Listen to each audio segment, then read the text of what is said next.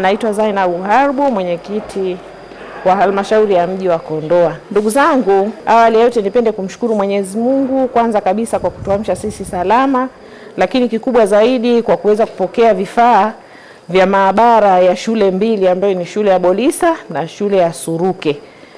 Ndugu zangu, serikali yetu ya awamu ya 6 ni serikali sikivu, ilituletea fedha kwa ajili ya kujenga shule mpya mbili na shule zile tushazijenga na miundombinu ya maabara ipo, lakini tulikuwa hatujapata vifaa. Kwa usikivu wa serikali hii imeweza kutuletea vifaa vya maabara katika maabara zetu zote 3. Kwa maana hiyo wanafunzi wetu sasa wanakwenda kujifunza masomo kwa vitendo, na tunatarajia kuwaacha wanafunzi wetu wakiwa na tabasamu kwa ajili ya kupata vifaa hivi. Vifaa vilivyoko nyuma yangu ni vifaa ambavyo tumeletewa complete na vimeletwa na serikali mpaka hapa ndani ya halmashauri ya mji, na tayari hapa nilipo nipo na walimu ambao tayari nimewakabidhi vifaa hivi kwa ajili ya kwenda kuvifanyia kazi, na imani kuwa watoto wetu sasa watasoma vizuri.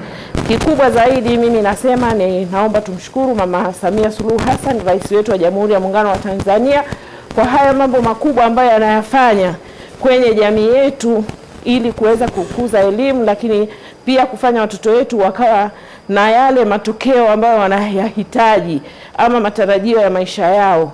Mtoto anapohitaji kusoma somo ambalo linahitaji vifaa, basi awe amevipata na amesoma kwa uhakika na bila kubabaisha, na nina imani watoto wetu watafaulu vizuri sasa kwa kipindi hichi ambacho tayari tumeshapata vifaa hivi vya maabara. Naomba niwashukuru sana kwa kurudia tena.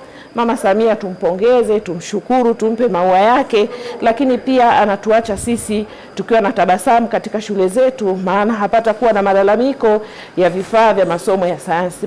Mwalimu Saidi Alifaninga, mkuu wa shule Suruke Sekondari.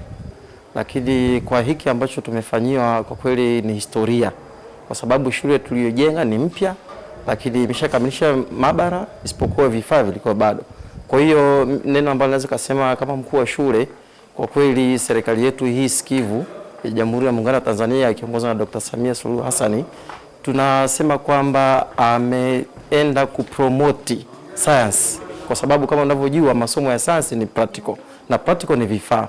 Kwa hiyo hicho alichokifanya, tunaenda kuongeza chachu ya wataalamu wa sayansi, kwa sababu pale watapatikana maengineer, watapatikana madaktari, watapatikana wahandisi, na kupitia vifaa hivi pia masomo ya sayansi yatakuwa ni mepesi sana, kwa sababu kama unavyofahamu masomo ya sayansi si nadharia, ni vitendo. Kwa kupitia vifaa hivi vitaenda kusababisha kwanza wanafunzi wataipenda sayansi, lakini pia ufundishaji utakuwa ni rahisi kwa sababu tutatumia practical zaidi kuliko ile nadharia. Kwa hiyo kwa hiki alichotufanyia Mheshimiwa Rais, kwa kweli tunasema kwamba ametendea haki Suruke Sekondari na wanafunzi, na ameweka historia, hajawahi kutokea.